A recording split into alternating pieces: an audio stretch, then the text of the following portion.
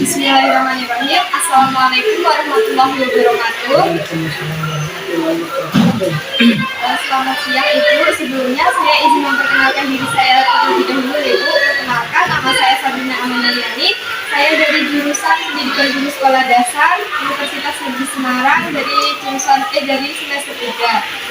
Tujuan saya di sini yaitu untuk melakukan observasi atau wawancara untuk memenuhi tugas mata kuliah manajemen sekolah.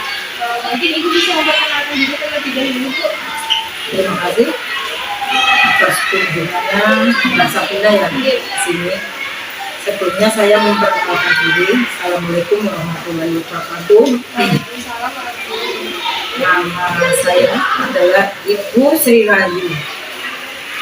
Alamat Taman Asri, Perumahan Taman Asri ya, Desa Taman, Kabupaten Temanggung. Sudah itu aja Bu. Yaitu sebelum memulai ke pembahasan materi, jadi di sini saya akan mewawancarai ada 3 materi. Yang pertama yaitu kepemimpinan kepala sekolah, yang kedua yaitu komunikasi dalam organisasi, dan yang ketiga yaitu manajemen berbasis sekolah. Sebelum itu saya ingin menanyakan untuk predikat akreditasi di SD 1 Penggarit ini apa Bu? Akreditasi di SD Penggarit itu adalah B Itu dari tahun 2017. Ya. Nah ini mau akan akreditasi lagi, kemungkinan harusnya tahun 2022 ini, tapi karena ada mundur ya karena adanya pandemi, maka insya Allah mungkin kalau tidak ada perpanjangan lagi itu 2023. sebentar lagi Iya, iya. Makanya ini lagi penataan untuk menghadapi akreditasi. Berapa jumlah pendidik di SD Negeri 1 ini? Jumlah pendidiknya adalah semua 12 guru dengan guru mapel dan guru mapel itu guru mapel PAI, kemudian guru olahraga. Sedangkan jumlah ini pegawainya menjaga 1, operator 1. Jadi semua jumlahnya ada 14 personil.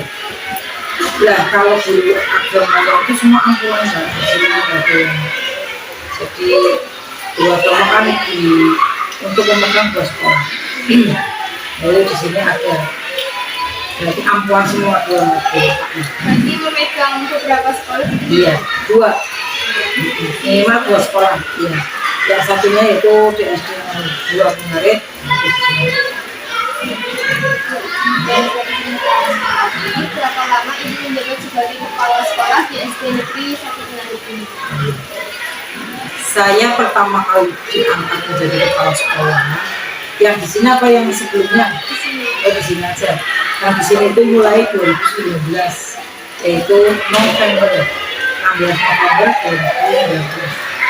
2019. Kalau pengangkatannya kan 1 Januari, tapi bukan di sini. Tadi sebelumnya emang sudah jadi kepala Udah, sekolah? di Kecamatan Ragubono. Iya, 11 bulan dan masih kesini sampai sekarang. Itu untuk wawancara yang pertama, yaitu untuk materi kepemimpinan kepala sekolah. Sebagai kepala sekolah, apakah yang Ibu ketahui mengenai manajemen sekolah? Ya, manajemen kepala sekolah itu menguasai dalam kemajuan SD, yaitu dari pertama pelaksanaan perencanaan ya, merencanakan program sekolah, kemudian merencanakan program sekolah, kemudian melaksanakan program itu, kemudian pengawasan dan evaluasi, yaitu nanti saya terangkan manajemen sekolah itu dari perencanaan program ya tadi ya, kemudian pengelolaan, serta pelaksanaan dan evaluasi dari program itu berhasil atau tidak.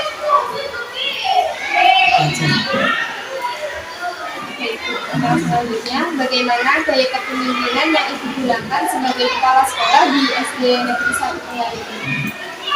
Gaya kepemimpinan saya, mungkin gaya kepemimpinan itu yang bisa menilai orang lain ya.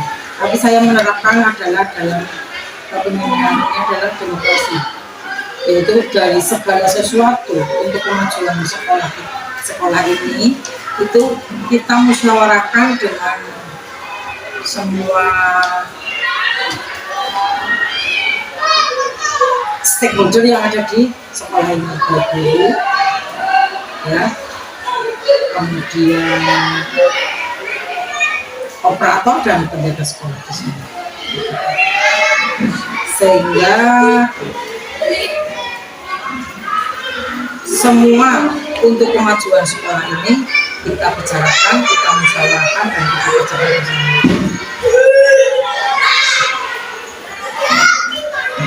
Untuk selanjutnya, menurut Ibu, bagaimana kepemimpinan sekolah yang efektif dalam manajemen sekolah? Mungkin Ibu bisa menjelaskan dari kriterianya yang diharapkan.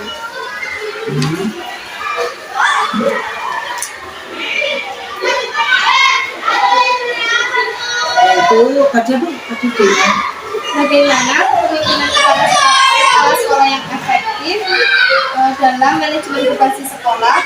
Mungkin Ibu bisa menjelaskan dari kriterianya yang bisa diharapkan. dalam kepemimpinan itu saya menerapkan gaya partisipasi dan demokrasi, yaitu membangun komunikasi dua arah antara guru dan kepala sekolah berlandaskan aspek respek dan kepercayaan. Jadi apabila ada guru yang mengalami kesulitan dan lain-lain bisa dimusyawarahkan atau berkonsultasi dengan kepala sekolah untuk memecahkan atau mencarikan solusi demi peningkatan atau kemajuan peserta didik di sekolah.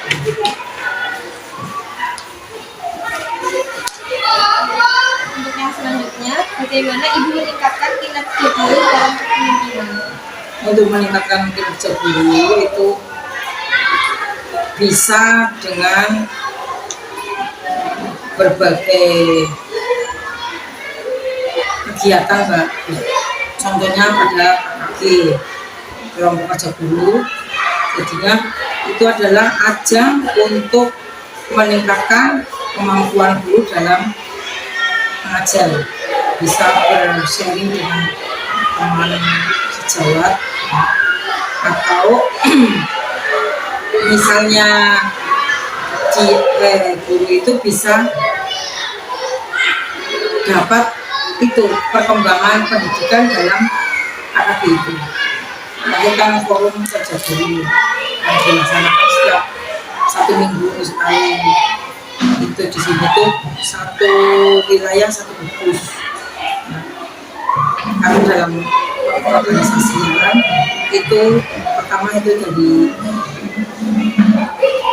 AWK ya, AWK. Kemudian di bawahnya lagi sekarang namanya kantin, yaitu gugus. Kebetulan di sini satu gugus itu ada 8 SD. Kemudian melaksanakan KKG setiap hari Sabtu. Berarti itu setiap minggu juga? Iya, setiap minggu. Tempatnya di SD atau di? Iya, di SD. Di SD. Berarti kegiatan. Iya. Selanjutnya, Bu, saat memimpin menjadi seorang kepala sekolah, apakah itu mendapat suatu kendala? Jika ada kendala, apa saja yang dialami oleh? Dalam kepemimpinan memang sih tidak lepas dari kendala ya, walaupun kecil itu ada. Contohnya misalnya dalam peningkatan itu pendidikan itu sarana prasarana, contohnya masih terbatasnya laptop, padahal sekarang kan ada MBK yang dilaksanakan jenjang kelas 5 setiap tahun. Karena sarana prasarannya memang terbatas, maka itu juga termasuk hambatan. Kemudian hambatannya lagi tenaga ahli, yang di sini memang masih terbatas. Contohnya, misalnya tentang seni suara. Seni suara kan itu kan karena bakat ya, tidak semua guru itu bisa, maka itu adalah suatu hambatan. Makanya saya ingin dalam ekstra kurikuler itu menggali bakat-bakat siswa, baik seni, olahraga, dan lain-lain.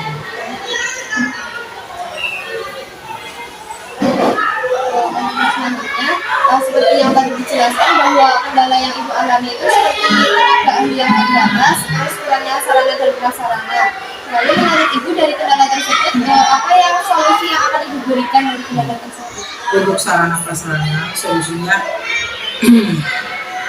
kita bisa memusyawarahkan ya, bisa dengan wali siswa atau komite.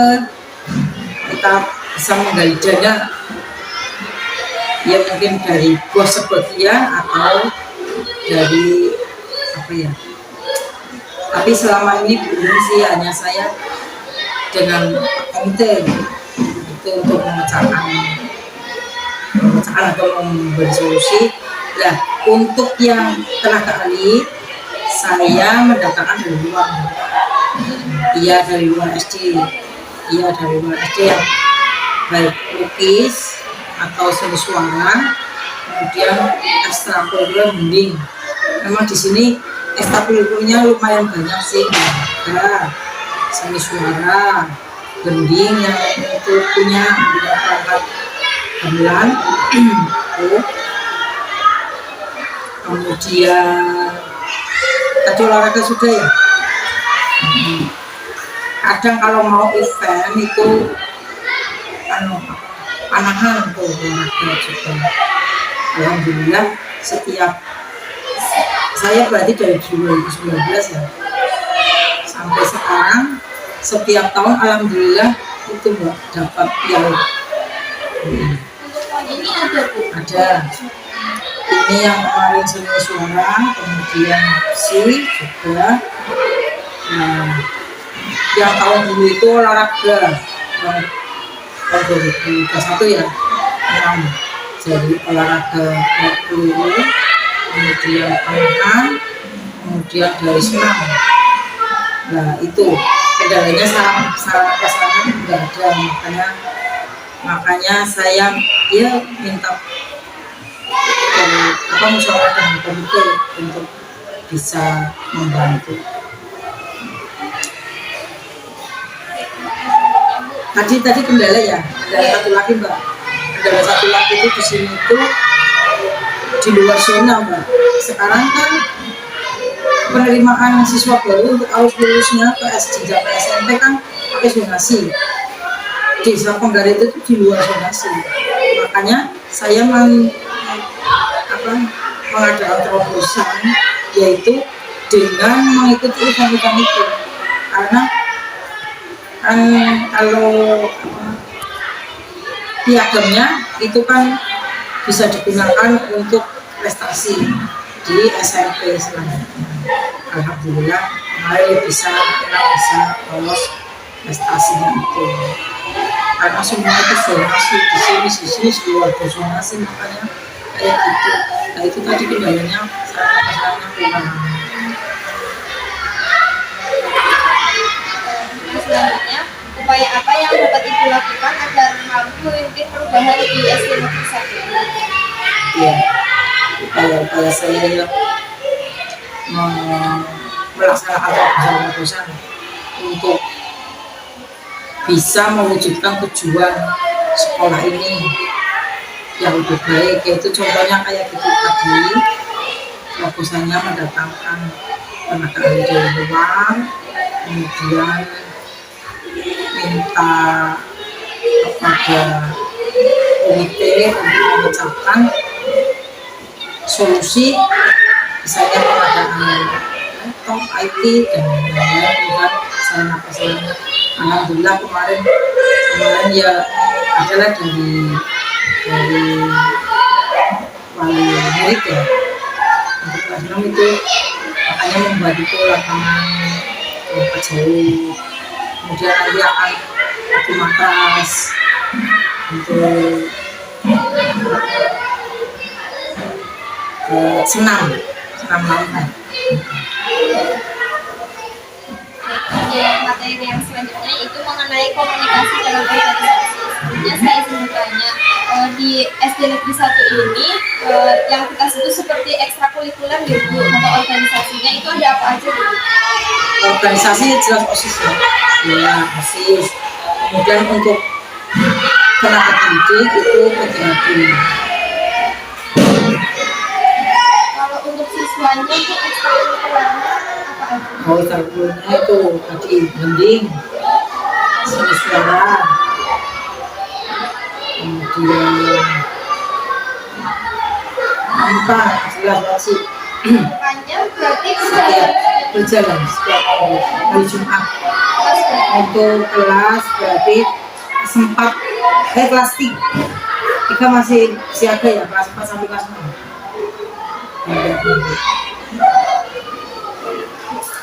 Menurut pendapat Ibu mengenai komunikasi yang efektif di antara para guru dan guru dengan siswa di sekolah, terutama di SD Negeri 1 ini, apakah berjalan dengan lancar? Alhamdulillah berjalan dengan lancar dengan siswa yang mengalami keluhan-keluhan. Di sini juga banyak siswa yang tidak ditunggui orang tua Mbak, jadi ikut dengan enak, nah, sehingga mungkin ada hambatan juga kalau dikasih PR karena seorang anak kan tidak begitu peduli ya, tidak begitu karena mungkin kesibukan dan lain-lain, makanya solusinya kayak gitu dengan pendekatan dan lain-lain kayak gitu.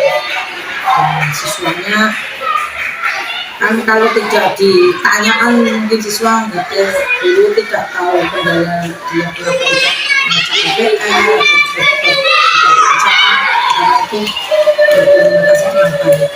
Atau misalnya yang tidak seperti itu ya orang tuanya ya orang tua. Kebetulan kalau terutama yang kelas 1 itu guru kelas 1 itu menjalin komunikasi lewat itu ya. Setiap bulan ada pertemuan wali siswa dengan diselingi itu arisan, jadi untuk sharing anak-anak dan gurunya.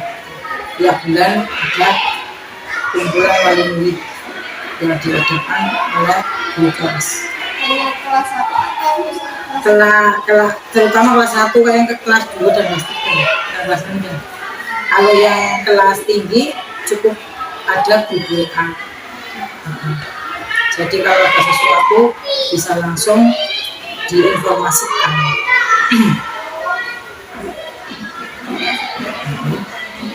Mengapa koordinasi serta komunikasi itu sangat berpengaruh terhadap manajemen berbasis sekolah? Oh, sangat berpengaruh sekali. Karena dengan seandainya ya tidak ada komunikasi, maka tidak tahu persoalan-persoalan yang dihadapi, baik guru dengan guru dengan siswa, guru dengan kepala sekolah. Makanya komunikasi di sekolah itu sangat penting sekali. Baik pemecahan dalam akademik ya, misalnya apalagi sekarang itu IKM ya, yang ini kurikulum merdeka itu makanya fase. Jadi kelas 1 nanti ngelingnya ke kelas 2. Jadi harus ada ada korelasi antara guru kelas 1 dengan kelas 2. Fase A, fase B, fase C gitu. Nanti kelas 1 itu berlanjut ke kelas 2. Jadi standar kompetensi yang kelas 1 kalau misalnya belum bisa terpenuhi itu dilanjutkan di kelas 2. Makanya antara kelas 2 dengan kelas 1 dan kelas 2 harus ada komunikasi yang optimal. dalam organisasi di SD 1 Penggarit ini yang ada di dalam manajemen berbasis sekolah, apakah sering terjadi miskomunikasi Bu? Ya mungkin miskomunikasi tidak sering sih. Misalnya terjadi tapi itu dapat diatasi, tidak seberapa, jadi tidak mengganggu dalam kehidupan. Dan untuk materi yang selanjutnya yaitu itu tentang manajemen berbasis sekolah. Apakah di SD 1 Penggarit ini sudah menerapkan manajemen berbasis sekolah? Sudah. Selanjutnya, apakah sering diadakan rapat penyusunan program sekolah di SD? Iya, harus itu dalam menyusun RAS, ya, itu juga diadakan rapat. Kemudian dalam penyusunan kurikulum juga diadakan rapat. Kemudian dalam pembentukan kepanitiaan juga itu kepanitiaan PPDB ya, dari pertama itu pembentukan dari pertama itu PPDB itu juga ada rapat, kemudian pembagian tugas pengajar ada rapat, membuat RKS juga ada rapat dan ada kepanitiaan. Dari awal Mbak, yang namanya sekolah itu ya awal PPDB, setelah PPDB membentuk RKS rencana kerja sekolah program kerja tahunan, kemudian lagi nanti berjenjang lagi pembagian tugas pengajar, kemudian lagi kepanitiaan semesteran UTS, kemudian semesteran sampai semesteran, kemudian sampai ujian. Semua ada berita acaranya dan panitianya. Iya, semua rapat minimal 1 bulan sekali. Informasi dari kedinasan, kalau sekolah dulu yang kemudian kita langsung menginformasikan apa yang informasi dari atasnya. Apakah dilibatkan dalam penyusunan program sekolah? Ya jelas harus dilibatkan karena itu menyangkut menyangkut kemajuan SD sih sekolah, maka guru dan kepala sekolah dalam sesuatunya harus dilibatkan karena saya menerapkan kepemimpinan demokrasi, jadi tidak otoriter, tidak satu arah tapi 2 arah.